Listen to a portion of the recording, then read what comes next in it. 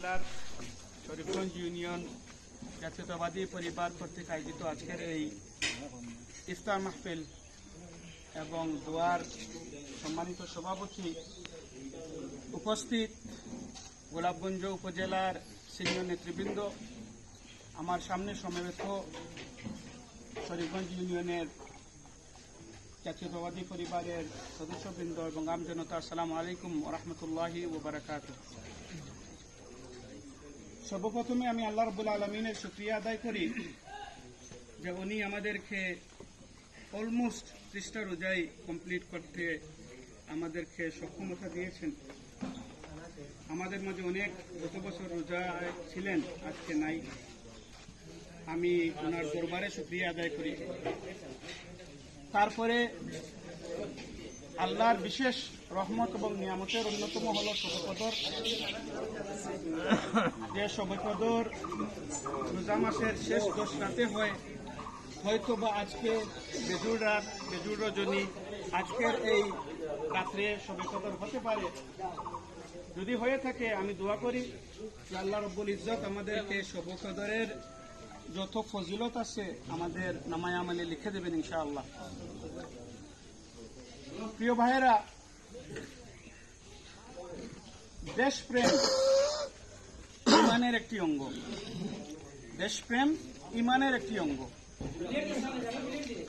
আমাদের উপরে যে জালিম সরকার আসীন আছে, আমাদের উপরে যে জুলুম নির্যাতন হয়ে যাচ্ছে, এই জুলুম এবং নির্যাতনের বিকল্প শুধুমাত্র আন্দোলন। এই আন্দোলন করতে গিয়ে জাতীয়তাবাদী পরিবার এক হয়ে রাজপথ দখল করা ছাড়া বিকল্প কিছু নাই। বিগত 26শে অক্টোবর ঢাকার সমাবেশে আমি যখন যাই, তারপর থেকে আজ অবধি আমি কিন্তু ঘরের বাইরেই আছি।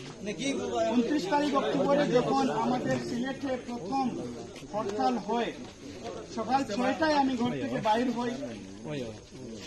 আমাদের গোলাপগঞ্জ এলাকার হেতিমগঞ্জ বাজারে আমার উপর আওয়ামী লীগের হামলা হয়। আমার চাপাতির আঘাতে 5 জায়গায় 40টার উপর সেলাই লাগে। শুধুমাত্র কেন? শুধুমাত্র আমরা বের হয়েছিলাম যে আমাদের উপর যে নির্যাতন হচ্ছে, জাতির উপর যে নির্যাতন হচ্ছে, এটা থেকে আমাদের রেহাই প্রয়োজন।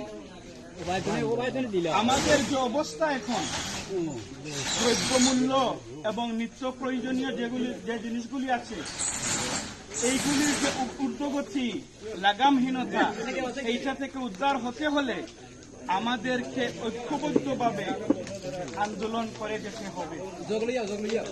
বিগত 7 জানুয়ারি একটা নির্বাচন হয়েছে, তারার মধ্যেই তারা নির্বাচন করে ফেলেছে। আমাদের বাকি কারো বুথেরও প্রয়োজন নাই, নির্বাচনে দাঁড়ানোরও কোনো প্রয়োজন নাই, তারা এটা মনে করে না। এভাবে যদি চলতে থাকে, একদিন কিন্তু আমরা নর্থ কোরিয়াই হয়ে যাব। আমাদের মাঝে রাজত্বই এসে যাবে, হয়েই গেছে, এসেও যাবে। তখন আর নির্বাচনেরও সুযোগ থাকবে না, আর আপনাদের বুথ অধিকারও প্রয়োগের কোনো সুযোগ থাকবে না।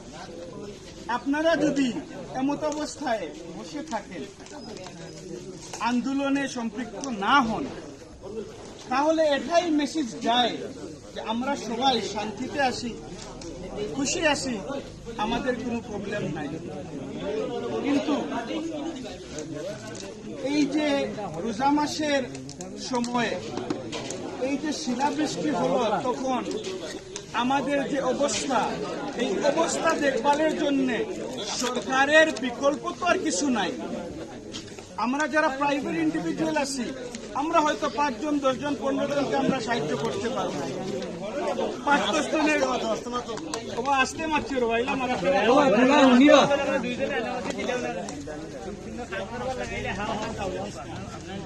আমরা যারা প্রাইভেট ইন্ডিভিজুয়াল আছি, আমাদের কাছে যে ক্যাপাসিটি আছে, আমরা 5 জন, 10 জন, 15 জনকে আমরা সাহায্য করতে পারবো। সরকারের কাজ হলো দুর্যোগের সময় দুর্যোগ মন্ত্রণালয় আছে, তারা আর কাজ হলো এগুলির দেখভাল করা। আমাদের বিনা বুথের এমপি মহোদয় সাহেব উনি স্ট্যাটাস একটা দিচ্ছেন যে উনি নাকি 85 টন চাল দিচ্ছেন। আমাদেরকে এখন চালের প্রয়োজন। এই বৃষ্টির সময় যখন আমাদের টিনের যে অবস্থা, ডাইরেক্ট মেঘ এসে ঘরে ঢুকে যায়, তখন আমরা চাল দিয়ে কি করব?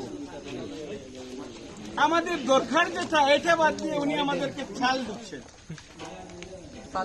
আমাদের যখন চালের প্রয়োজন ছিল রোজা মাসের প্রথমে, তখন উনি কোথায় ছিলেন? এখন এইসব ফাজলামি করার কারণটা হলো আমরা তাদেরকে ভোট দিয়ে আনি নাই, তাদের কোনো জবাবদিহিতা নাই। যেহেতু ভোট দিয়েও আনি নাই, জবাবদিহিতাও নাই, তারা এইসব ফাজলামি করবে। আর আমরা সবাই এইসব ফাজলামি সহ্য করতে করতে একসময় কি করব? একসময় আমরা সবাই রোবটের মতো অটোমেটিকই হয়ে যাব। এটাই আমাদের বাস্তবতা। আমাদের যখন চালের প্রয়োজন তারা তখন কিছু বলে না, আমাদের যখন টিনের প্রয়োজন তখন আমাদেরকে চাল দেয়। আমাদের যখন কয়েকদিন পরে আমার মনে হয় ওরা আমাদেরকে বিষ দেবে যে এইগুলি খেয়ে মরে যাও, কারণ বিকল্পতার কিছু নাই। এই যে রাস্তা বাদেশ্বর মিরগঞ্জ থেকে আপনার গাজীপুর আসার যে রাস্তা, গত 10 বছর থেকেই তো এরকমই। দেখার কি কোনো প্রয়োজন নাই? কারো কি কোনো দায়িত্ব নাই?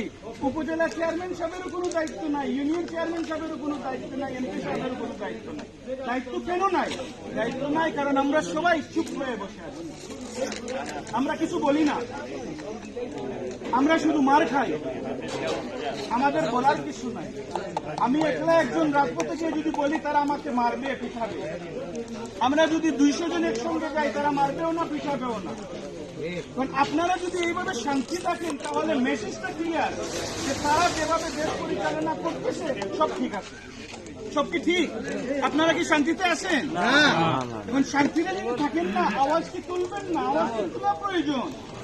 আমরা যারা বিএনপি করি, আমরা বিএনপি করতেছি দেশের ফায়দার জন্য। আমি মার খাইছি কেন?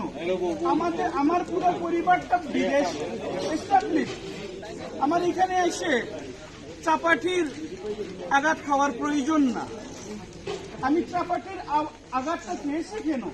খেয়েছি কারণ আমি দেখতেছি যে এই সরকার থেকে পরিত্রাণের প্রয়োজন। পরিত্রাণ যদি না হয় তাহলে চেঞ্জ আসবে না। চেঞ্জ যদি না আসে আমরা কিন্তু এভাবেই অভ্যস্ত হয়ে যাব। কয়েকদিন পরে পরে আমাদের ছেলেপেলেরা বিদেশ চলে যাবে, আর বাকি যারা আসি না খেয়েই মরে যাবো। এটাই হলো বাস্তবতা। এখন এই পজিশনটাকে যদি আপনারা উত্তোলন হতে চান, আপনারা যদি এইটার থেকে বদলাও চান, তাহলে কিন্তু ভোটাধিকার, রাজপথ এইগুলির কোনো বিকল্প নাই। আমাদের যে সমাজ, এই সমাজ বিদেশের মতো না, আমেরিকার মতো না, ইউকের মতো না, ইউরোপের মতো না যে আমার যখন ভালো লাগবে আমি গিয়ে ভোট দেবো, যাকে পছন্দ করবো তাকে ভোট দেবো, সেই আসবে। আমাদের এই